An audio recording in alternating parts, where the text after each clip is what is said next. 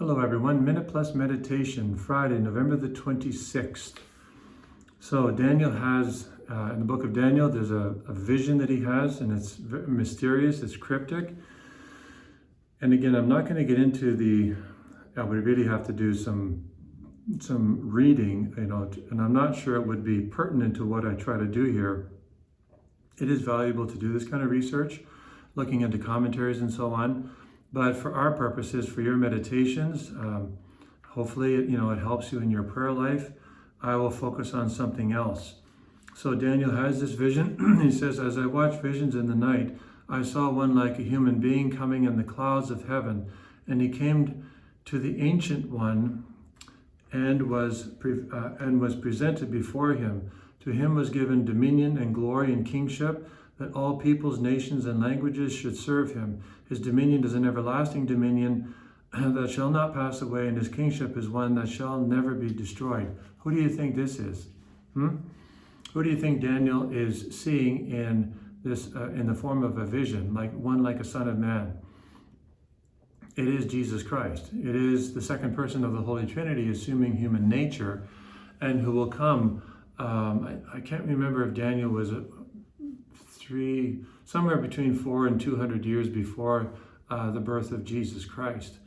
So this is what he's seeing, that there is this great cosmic conflict between the forces of good and evil, light and darkness, the dominion of God, kingdom of light and the kingdom of Satan. And in a way, there is no contest, because God is infinite in his power, but he's letting things work out for his own wise purposes. It's all tied up with the mystery of free will. And it's something that God places an extraordinarily high premium on. No one is forced to accept him. He wants our allegiance to him, our obedience to him, to be free and loving, because there is no love without freedom. So it's tied up with that mystery. But God is not sort of standing back, distant and aloof. He is very much involved in the whole idea of the Son of Man. We're coming up to Advent. The Son of Man will actually become one of us, right? He'll actually enter into our world, live our life, work in the trenches with us, and ultimately lay down his life for us.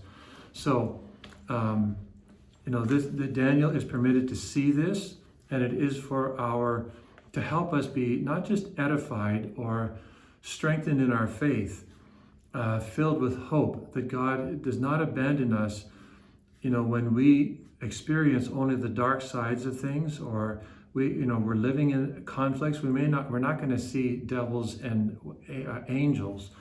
At least most people, the vast majority of people, are not going to see this. But what we will experience is tensions in our lives, pulled one way or the other. Maybe we've gotten ourselves into dark places through bad actions, sins, infidelities, and so on. That God has not abandoned us. He's actually entered into our situation. The Son of Man has become one of us, and he's there to help you, and he's there to help me. So if you're in one of those places, reach out to him, ask him for help. Jesus, I need you. Please help me.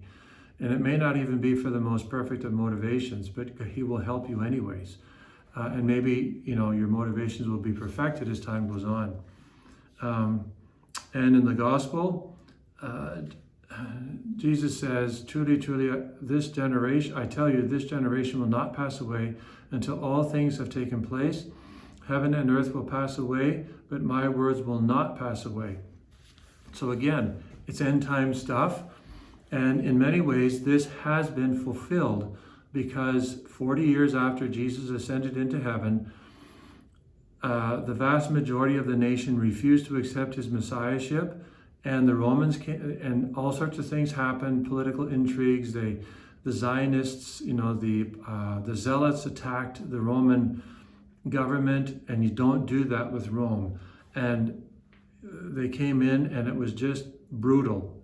The siege, they starved them to death. There was cannibalism. They slaughtered every single one of them. They burned and razed the temple. There's only the Wailing Wall that has sort of endured.